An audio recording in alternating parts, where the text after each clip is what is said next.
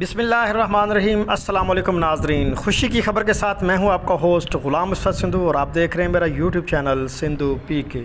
ناظرین، خوشی کی خبر یہ ہے کہ ویلتھ گیم ایتھلیٹکس میں پاکستان کا پہلا گولڈ میڈل ہے جو ارشد ندیم نے اپنے نام کر لیا ہے۔ کامن ویلتھ گیم میں پاکستان کے ارشد ندیم نے جیولن تھرو میں گولڈ میڈل جیت لیا۔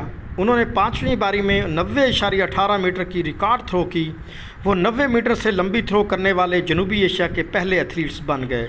پاکستان نے 1966 کے بعد کامن ویلتھ گیم ایتھلیٹکس میں میڈل جیتا، جبکہ یہ 1962 کے بعد کامن ویلتھ گیم ایتھلیٹکس میں پاکستان کا پہلا گولڈ میڈل ہے۔ برمنگھم میں جاری common wealth game javelin throw کا فائنل شروع ہوتے ہی پاکستان کے ارشد ندیم نے پہلی ہی باری میں ریکارڈ تھرو کی۔ کامن ویلتھ گیم کے جیولن تھرو مقابلے کے فائنل میں ارشد ندیم ایکشن میں تھے، جہاں انہوں نے پہلی باری میں 86.81 میٹر کی تھرو کی۔ یہ پاکستانی ایتھلیٹ کے کیریئر کی بہترین تھرو تھی۔ اس سے قبل ارشد ندیم کی بہترین تھرو 86.38 میٹر تھی۔ ارشد ندیم کی دوسری باری ضائع ہو گئی، لیکن پاکستانی ایتھلیٹ پھر بھی 86.81 کی تھرو کے ساتھ سرفہرست رہے۔ ارشد ندیم نے تیسری باری میں اپنا قومی ریکارڈ اور بہتر کر دیا۔ انہوں نے تیسری باری میں 88 میٹر کی تھرو کے، جبکہ چوتھی باری میں ارشد نے 85.09 میٹر کی تھرو کی۔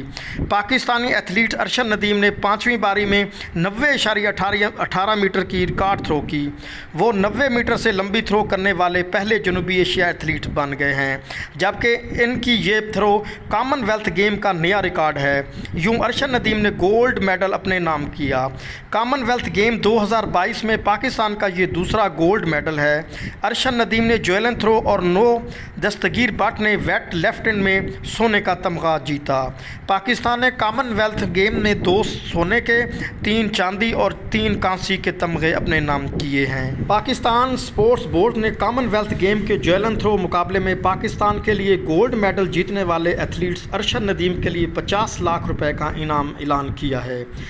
رپورٹس کے مطابق 50 لاکھ روپے انعام کا اعلان سپورٹس پالیسی کے تحت کیا گیا ہے۔